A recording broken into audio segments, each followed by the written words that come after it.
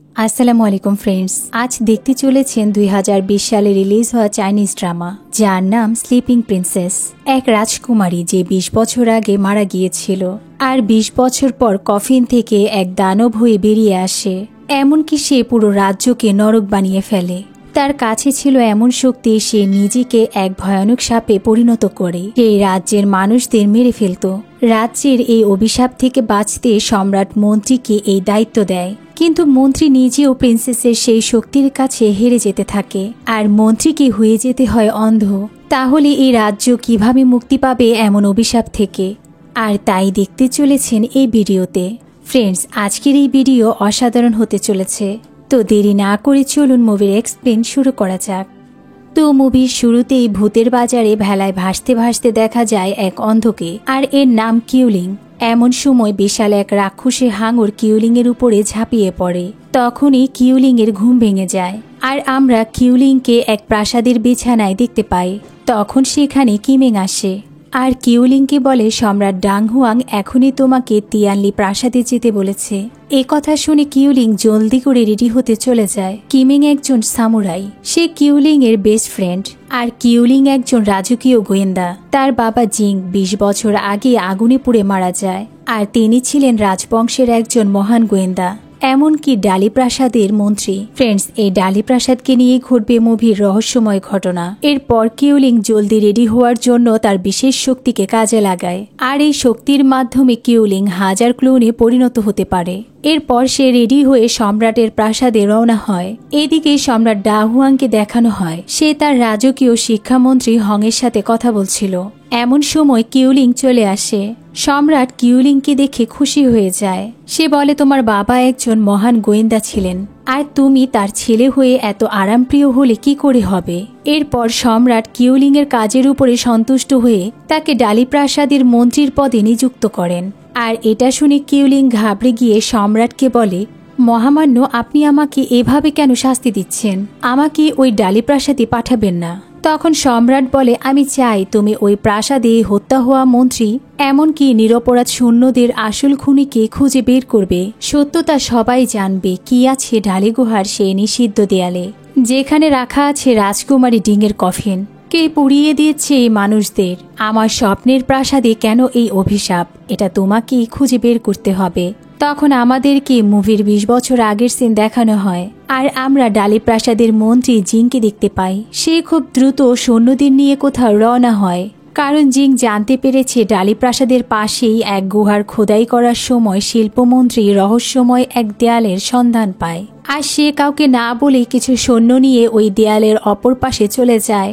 তারপর তারা আর কেউই সেখান থেকে ফিরে আসেনি। আর এই কথা শুনেই জিং সেখানে চলে আসে। এরপর জিং মশাল নিয়ে ভিতরে ঢুকে পড়ে আর আমরা সেখানেও হংকে দেখতে পাই, কারণ 20 বছর আগে হং সেই প্রাসাদেই কর্মরত ছিল। এরপর জিং সৈন্যদের নিয়ে সেখানে চলে আসে যেখানে রাজকুমারী ডিঙ্কের কফিনটি ছিল। আর এই রাজকুমারী পৃথিবীর বাদশার মেয়ে। এই গুহাতেই তার সমাধি করা হয়েছিল। এরপর জিঙ্কের আদেশে কফিন খোলা হয় আর তখনই রাজকুমারী জেগে যায়। এমনকি সে বিশাল শক্তি নিয়ে বেরিয়ে আসে, এক এক করে ভয়ানকভাবে সব সৈন্যদের পোড়াতে থাকে। কিন্তু মন্ত্রী জিং তার সাহসিকতা দিয়ে বারবার সেই শয়তানদের পরাজিত করে ফেলে। এরপর সে মশাল নিয়ে সেই দেয়ালের কাছে চলে আসে আর তখনই রাজকুমারী বাহিরে বেরিয়ে আসে। জিং রাজকুমারীকে দেখে সম্মানের সাথে দাঁড়িয়ে যায় আর সেই সময় রাজকুমারী জিংকে বলে, সিংহাসনের লোভী মন্ত্রী হয়েছ, কেন এসেছো এই নিষিদ্ধ গুহাতে? কিভাবে সাহস হয় এখানে আসার? কথা বলতে বলতে রাজকুমারী সাপ হয়ে জিংকে পেঁচিয়ে ফেলে। জিং রাজকুমারীর কাছে প্রাণ ভিক্ষা চায়, কিন্তু রাজকুমারী জিংকে মেরে ছাই করে দেয়। আর এই জিংকি হলো কিউলিংকের বাবা। এরপর মুভির প্রেজেন্ট দেখানো হয়। কিউলিং তার প্রাসাদে আর কিমেং চলে আসে রেডি হয়ে ডালি প্রাসাদে যাওয়ার জন্য। তবে কিউলিং কোনোভাবে যেতে চাচ্ছে না সেই মরণ ফাঁদে। কিমেং বলে, আমরা সেই হত্যাকারীকে বের করে এই মামলার সমাধান করব। আর সম্রাটের আদেশ না চাইতেও কিউলিংকে যেতেই হবে। এরপর কিউলিংকে ডালি প্রাসাদে দেখানো হয় আর সেই প্রাসাদের দায়িত্ব পালন করা শুরু করে। কিউলিং ছিল নন সিরিয়াস মন্ত্রী, সবকিছুতেই তার হাল ছেড়ে দেয়া। বাবা রেখে যাওয়া সম্পদ অপচয় করতে পছন্দ করে সে, মজার ছলেই করে দায়িত্ব পালন। এরপর কিউলিং এর আদেশে সেই গুহা থেকে বের করে আনা হয় কিছু মৃতদেহ, যেগুলো পুড়ে কয়লা হয়ে গেছে। কিমেং গন্ধ নিয়ে বুঝতে পারে এদের দেহ থেকে বিষাক্ত পোকা পোড়ানোর গন্ধ বেরোচ্ছে। এরপর কিউলিং হংকে বলে প্রাসাদের দায়িত্বরত সৈন্যদের তালিকা আমাকে দিন। কিউলিং তালিকা আর সৈন্য সংখ্যা মিলিয়ে দেখে একজন সৈন্য মিসিং। তখন আরেক সৈন্য বলে ২০ বছর আগে সেই মন্ত্রীর সাথে হওয়া দুর্ঘটনার পর থেকে তাকে দেখা যায়নি। এ কথা শুনে কিউলিং বলে এর মানে আসল খুনি সেই সৈন্য, তাকে এখনই খুঁজে বের করে আনো। কিমেং বলে এত সহজেই একজনকে খুনি বিবেচনা করা যায় না, আগে প্রমাণের ব্যবস্থা করতে হবে। কিউলিং বলে আমি জানি সেই খুনি, আর এখানেই আমার মামলার সমাধান। এরপর মামলার সমাধানের খুশিতে সেদিন রাতে কিমেংকে নিয়ে কিউলিং শরাবখানায় চলে আসে এনজয় করতে। সেখানে জলসার আয়োজন করা হয়, অনেক মেয়েরাই নাচতে থাকে স্টেজে। আর সেই মেয়েদের মাঝে এক সুন্দরীকে কিউলিং এর ভালো লেগে যায়। এমনকি কিউলিং সেই মেয়েকে নিয়ে স্বপ্ন দেখা শুরু করে দেয়। তারপর কিউলিং ওই মেয়েদের লিডারকে ডেকে অনেক টাকা ধরিয়ে দেয় আর মেয়েটির নাম জানতে চায়। তো মহিলাটি তার নাম জিয়া বলে। এরপর কিউলিং এর আদেশে সেখান থেকে সবাই চলে যায়, শুধু জিয়া ছাড়া। কিউলিং জিয়াকে বলে আমি তোমাকে ভালোবেসে ফেলেছি আর তোমাকে আমি বিয়ে করতে চাই। তখন জিয়া বলে আমি শুনেছি আপনি ডালি প্রাসাদের মন্ত্রী আর সেখানে এসেছেন ডালি প্রাসাদের অভিশাপ শেষ করতে। আমার একটা শর্ত আছে, আপনি যদি আপনার কাজে সাকসেস হন তবেই আমি আপনাকে বিয়ে করব, আর ততদিন আমি আপনার অপেক্ষায় থাকব। এ কথা শুনে কিউলিং খুশি হয়ে যায়। পরের সিন দেখানো হয় কিউলিং প্রাসাদে ফিরে আসে আর সবাইকে জানিয়ে দেয় যত দ্রুত সম্ভব পুরো ঢালি শহরে সেই খুনি সৈন্যের পোস্টার যেন লাগিয়ে দেয়া হয়। কিউলিং বলে আমি এই মামলা সমাধান করে বিয়ে করতে চাই। তো তাই করা হয়। এমনকি খুব জলদি সেই সৈন্য ধরা পড়ে যায়। লোকটিকে ধরে প্রাসাদে নিয়ে আসা হয়। কিউলিং লোকটিকে দেখে জানতে চায় কেন সে এই হত্যাগুলো করেছে। লোকটি বলে আমি কাউকেই হত্যা করিনি। কিউলিং বলে তাহলে সেদিন পালিয়ে গিয়েছিলে কেন? তখন লোকটি বলে আমাকে অপহরণ করে নেওয়া হয়েছিল। কিউলিং তখন জানতে চায় কি প্রমাণ আছে তোমার কাছে? এমন সময় হঠাৎ লোকটি পোড়া শুরু করে আর এক সময় সে পুড়ে কয়লা হয়ে যায়। সেখানে প্রেজেন্ট সবাই এটা দেখে ভয় পেয়ে ওঠে আর কিউলিং তো কোথাও গিয়ে লুকিয়ে পড়ে। কিমেং বলে আবারও সেই বিষাক্ত পোকা ভাজার গন্ধ বেরোচ্ছে। এরপর কিউলিং বেরিয়ে আসে আর বলে অপরাধের ভয়ে আত্মহত্যা করেছে লোকটি।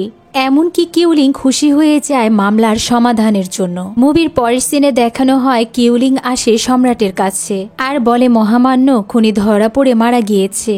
মহামান্য এখন আর ঢালিতে কোনো অভিশাপ নেই।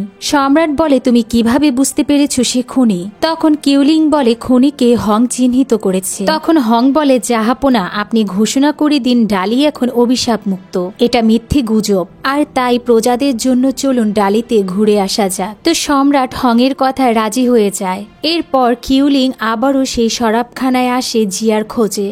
তখন লিডার কিউলিংকে বলে কাল রাতে জিয়া চলে গিয়েছে আর আপনার জন্য একটি চিঠি রেখে গিয়েছে। কিউলিং বলে কেন? সে বলেছিল আমাকে বিয়ে করবে। মহিলাটি বলে হুজুর আমাকে এ ব্যাপারে ক্ষমা করুন। কিউলিং চিঠিটি খুলে দেখে সেখানে লেখা ছিল মামলাটি এখনো সমাধান হয়নি।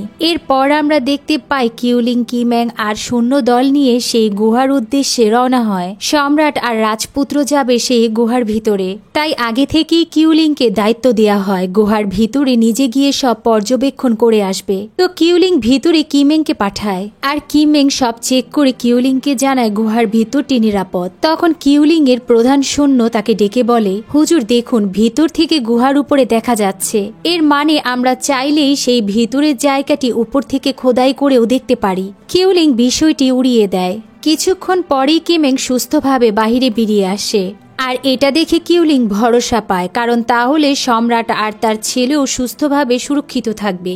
তখনই সম্রাট আর রাজকুমার চলে আসে। তো রাজকুমার সম্রাটকে রিকোয়েস্ট করে সে আগে গুহার ভিতরে যেতে চায়। কিউলিং সম্রাটকে বলে মহামান্য এই গুহা নিরাপদ, আমি নিজে গিয়ে তদন্ত করেছি। সম্রাট কিউলিং এর উপরে খুব খুশি হয়ে যায় আর রাজকুমারকে যেতে পারমিশন দেয়। রাজকুমার সেই কক্ষে চলে আসে যেখানে কফিনটি রাখা ছিল। এরপর সেই কক্ষের আলো একাই জ্বলে ওঠে। এমনকি সামনের দেয়ালে ভেসে ওঠে বিশাল রাজকুমারী ডিঙের ছবি। এমন সময় বাহির থেকে রাজকুমারের চিৎকার শোনা যায়। কিউলিং তার সৈন্য নিয়ে তখনই জলদি করে ভিতরে ঢুকে পড়ে আর দেখে রাজকুমার পুড়ে সেও কয়লা হয়ে গেছে। এরপর কুমারের বডি বাহিরে নিয়ে আসা হয়। সম্রাট রাগান্বিত হয়ে কিউলিংকে শাস্তির আদেশ দেয়, এমনকি আর কখনো তার মুখ দেখতে চায় না বলে চলে যায়। এদিকে কিউলিং ভালো করে ভিতরে চেক করে এই হত্যার আসল রহস্য কি। হঠাৎ তখন দুজন সৈন্য জ্বলতে থাকে, তবে কিউলিং নর্মালি ছিল। ঠিক তখনই বেরিয়ে আসে সুন্দরী কিছু নারী আর কিউলিংকে উন্মাদ করতে থাকে। মেয়েগুলো তখন আসল রূপে চলে আসে আর এরাই ছিল জাদুকর শয়তান। শয়তানগুলো কিউলিং এর উপরে হামলা করে আর তার সাথে লড়াই শুরু হয়। কিন্তু কিউলিং সেখানে বারবার জিয়াকেই দেখতে পায়। তার উপরে মায়ার নেশা ছড়িয়ে দেয়া হয়। সেখানে যা হচ্ছিল আসলে কিউলিং তা দেখছিল না। জিয়া এমনভাবে কিউলিংকে কথার জালে ফেলে দেয়, কিউলিং বুঝতেই পারে না তাকে এক বিশাল সাপ ঘিরে ধরেছে। এমনকি এটাও ছিল শয়তানের মায়া। কিউলিংকে উন্মাদ করে ফেলা হয় আর তার নিজের চোখকে কেটে ফেলতে বাধ্য করে। তার কল্পনায় জিয়ার নেশা ধরিয়ে দেয় আর হঠাৎ কিউলিং জেগে ওঠে। ভেলায় ভাসতে ভাসতে ভূতের বাজারে চলে আসে। আর ফ্রেন্ডস, এই ঘটনাগুলো কিউলিং তার স্বপ্নে আগেই দেখেছিল, যেটা মুভির শুরুতেই দেখানো হয়েছিল। তখন এক বিশাল হাঙর কিউলিংকে অ্যাটাক করে। সেই সময় কিমেং কিউলিংকে বাঁচিয়ে নেয়। কিউলিং বলে, আমি এখানে কেন? কিমেং বলে, গুহা থেকে আমি তোমাকে বের করেছি আর ভেলায় ভাসিয়ে দিয়েছি। এটাকে এই রাজ্যের ভূতের বাজার বলা হয়। এমন সময় এক জাদুকরি মাসি সেখানে আসে আর কিমেংকে মেরে কিউলিংকে নিয়ে যায়। তখন মাসি কিউলিং এর গলার লকেটটি দেখতে পায় আর জানতে চায় এটা কোথায় পেয়েছো। কিউলিং বলে, এটা আমার বাবা আমাকে দিয়েছে। মাসি বলে, জিং তোমার বাবা? আর এই লকেটের জন্যই সেদিন কিউলিং পুড়ে যায়নি। তাই কিউলিং গুহা থেকে বেঁচে গিয়েছিল, কারণ এই লকেট মাসি জিংকে দিয়েছিল আর জিং দিয়েছে তার ছেলেকে। এটা রক্ষাকারী লকেট। তবে কিউলিং এটা জানতো না। মাসি কিউলিংকে বলে, তোমার বাবার প্রতি আমি কৃতজ্ঞ। এই শহর তারই হাতে তৈরি করা, আমি এর প্রতিদান ফেরত দেব। এরপর মাসি কিউলিংকে পিঁপড়ে আর পোকা দিয়ে বানানো ওষুধ খাইয়ে নিচে ফালিয়ে দেয়। তখনই তার ভিতরে অদ্ভুত শক্তি চলে আসে। কিউলিংকে একটু একটু করে শয়তানের সাথে লড়াই করার কৌশল শিখায় মাসি। আর এতে করে কিউলিং অনেক আহত হয়ে পড়ে। তারপর কিউলিংকে মেডিসিন দিতে তার কাছে আসে এক মেয়ে। কিউলিং মেয়েটির নাম জানতে চাইলে মেয়েটি বলে, আমি লি, আর ভূতমাসি আমার পরিচিত।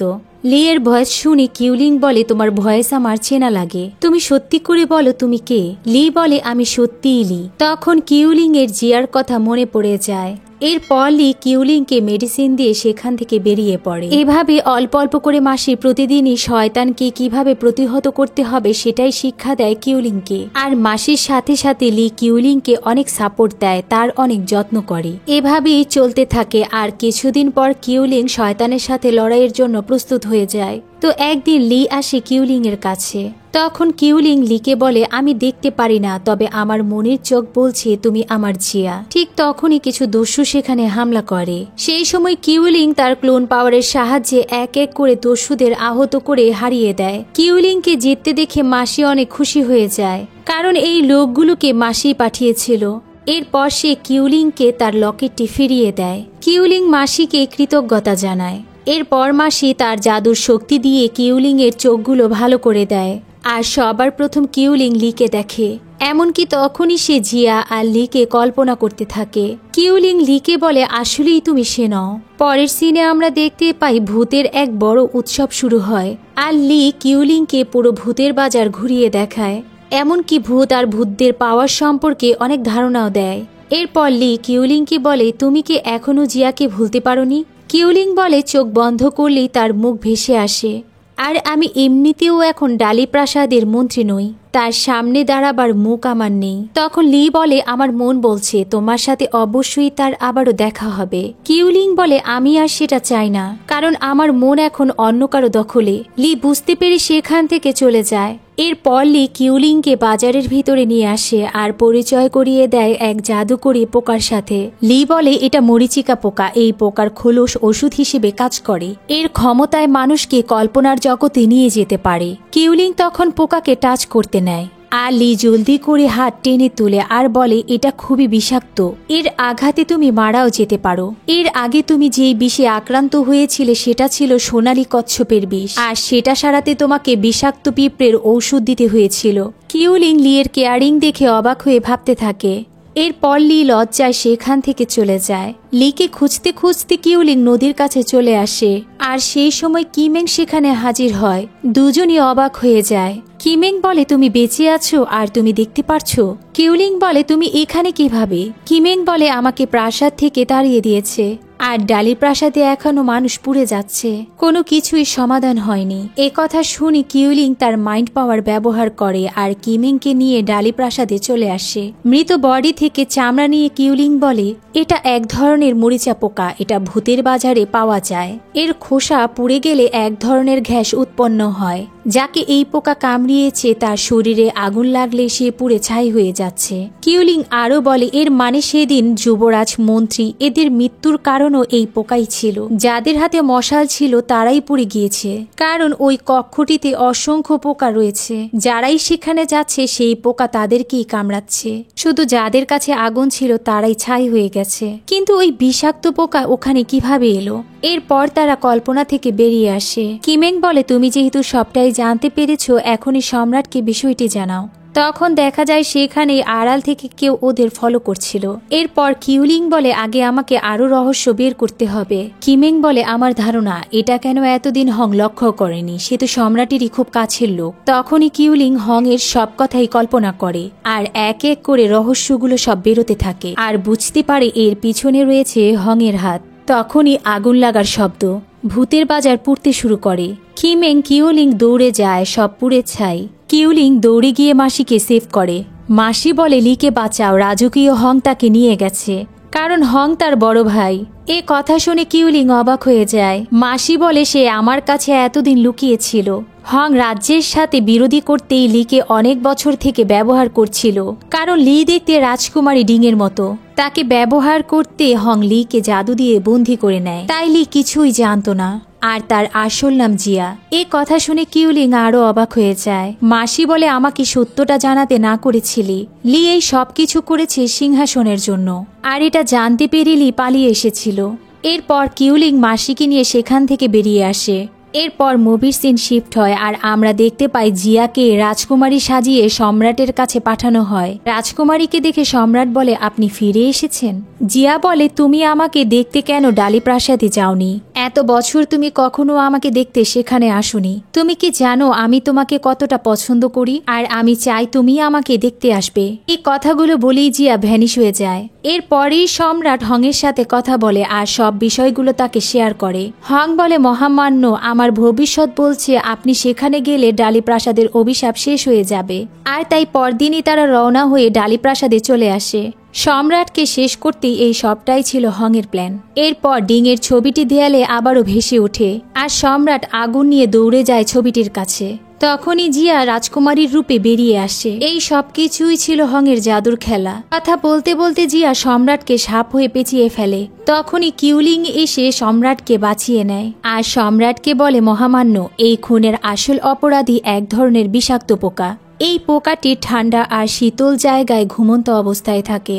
উচ্চ তাপে এরা জেগে যায় আর হ্যালুসিনোজেনিক গ্যাস বের করে, যার কারণে আক্রান্ত ব্যক্তিরা মৃত্যুকে কাছ থেকে দেখে। আর এই দেয়াল ভর্তি এই পোকা রয়েছে। সম্রাট তাকিয়ে পোকাগুলো দেখতে পায়। তখনই হং হেসে উঠে আর বলে মন গড়া গল্প আমরা শুনতে চাই না। তাহলে বলো এই মহিলা কি রাজকুমারী ডিং নয়, নাকি সেও মিথ্যে মায়া? তখনই জিয়া আবার চলে আসে। সম্রাট জিয়াকে দেখে তার কাছে আসে, আর এই সব কিছু হং দূর থেকে কন্ট্রোল করছিল তার পাওয়ার দিয়ে। সম্রাট আবারও জিয়ার মায়ায় পড়ে যায়। হংয়ের কল্পনায় ছিল সম্রাটের মৃত্যু। জিয়া যখনই ভিতর থেকে তরোয়ালটি বের করে কিউলিং সেই সময় ছুটে আসে। জিয়া আর কিউলিং এর লড়াই হতে থাকে। জিয়া তখন নিজে থেকে কিছুই করছিল না। হং চেয়েছিল নির্দোষ হয়ে কিভাবে সম্রাটকে শেষ করা যায়, আর তাই সে আড়াল থেকে জিয়াকে ব্যবহার করে। এক সময় কিউলিং এর কথায় কিমিং এসে জিয়ার মাথা থেকে খুলে ফেলে জাদুর কাঠিটি, যেটার সাহায্যেই হং জিয়াকে কন্ট্রোল করছিল। জিয়া অচেতন হয়ে যায়, আর সম্রাট জিয়াকে ডিং বলে দৌড়ে আসে। কিউলিং বলে মহামান্য এটা ডিং না, এটা লংয়ের নিজের বোন জিয়া, যাকে সে সিংহাসনের জন্য ব্যবহার করেছিল। ধরা পড়ে হং প্রচণ্ড ক্ষিপ্ত হয়ে যায় আর বলে তোকেও তোর বাবার মতোই শেষ করে ফেলবো। আশেপাশের সৈন্যদের মেরে ফেলে হং। কিউলিং এটা দেখে সবাইকে সরে যেতে বলে আর নিজে একাই হংয়ের সাথে লড়াইয়ের জন্য প্রস্তুত হয়। তারপর শুরু হয় দুজনেরই ভয়ানক জাদুর লড়াই। কিউলিং এর ফাইট দেখে হং বলে তুমি কিভাবে এই শক্তি অর্জন করেছো, যেটা আমার আয়ত্ত করতে 20 বছর সময় লেগেছে। কিউলিং বলে তোমার সময় আজই শেষ, তুমি আমার বাবাকেও ছাড়োনি। এরপর কিউলিং তার গোপন শক্তি নিয়ে আসে, যেটা মাসির দেয়া ছিল। দুজনেই তাদের শত শত ক্লোন নিয়ে যুদ্ধে ঝাঁপিয়ে পড়ে। হং হেরে যাচ্ছিল আর কিউলিংকে বলে এটা কিভাবে সম্ভব, তুমি আমার এত বছরের স্বপ্ন শেষ করতে পারো না। কিউলিং বলে আমার সবকিছুই আমার বাবার অবদান, এমনকি ভূত মাসির। এরপর কিউলিং হংয়ের বডিতে কৌশলে ছুরি ঢুকিয়ে দেয়। নিজের হার দেখতে পেরে হং শেষ মুহূর্তে গুহার দরজার লক অন করে দেয় আর কিউলিংকে ধরে রাখে। কিউলিং সবাইকে সেখান থেকে দ্রুত বেরোতে বলে। জিয়া কোনোভাবে কিউলিংকে ছেড়ে যেতে চায় না। এরপর কিউলিং এর রিকোয়েস্টে কিমেং জিয়াকে জোর করে নিয়ে যেতে নেয়। দরজা প্রায় ক্লোজ হয়ে পড়ে একদম, অ্যান্ড জিয়া কোনোভাবে দরজার নিচ দিয়ে আবারও ভিতরে চলে আসে আর দৌড়ে গিয়ে কিউলিংকে জড়িয়ে ধরে। কিউলিং বলে কেন ফিরে এলে? জিয়া বলে আমি কথা দিয়েছিলাম তুমি মামলার সমাধান করলে আমি তোমার স্ত্রী হব। তুমি তো মামলার সমাধান করেছো আর আমি তোমার স্ত্রী। স্বামীকে রেখে স্ত্রী একা বাঁচতে পারে না, তাই একসাথেই মরব দুজন। কিউলিং জিয়াকে জড়িয়ে ধরে। কিছুক্ষণ পর উপর থেকে আলো দেখে কিউলিং তাকিয়ে তার প্রধান সৈন্যকে দেখে আর সে গুহার উপরে খোদাই করে ফেলেছে। তারপর সৈন্য উপর থেকে রশি ফেলে ভিতরে আর দুজনকেই সাবধানে বের করে আনা হয়। সৈন্যের বুদ্ধিতে জিয়া আর কিউলিং বেঁচে যায়। এরপর মুভির এন্ডে সবাইকে একসাথে দেখানো হয়। সম্রাট কিউলিংকে মন্ত্রীর পদ ফিরিয়ে দেয় আর তার কাছে কৃতজ্ঞতা জানায়, এমনকি কিমেং এর অবদানের জন্য তাকে ধন্যবাদ দেয়। সম্রাট কিউলিংকে বলে আমি চিন্তা করিনি যে হং আমার সাথে থেকেই আমার মৃত্যুর অপেক্ষায় ছিল। এরপর সে জিয়াকে বলে আমার একটা প্রশ্ন, তুমি দেখতে কিভাবে রাজকুমারী ডিং এর মতো? জিয়া বলে কারণ রাজকুমারী ডিং আমার মা। সবাই একথা শুনে অবাক হয়ে তাকিয়ে থাকে আর মুভি সেখানেই শেষ হয়ে যায়। ফ্রেন্ডস, মুভির স্টোরি কেমন লেগেছে কমেন্ট করে জানাতে ভুলবেন না। আল্লাহ হাফেজ।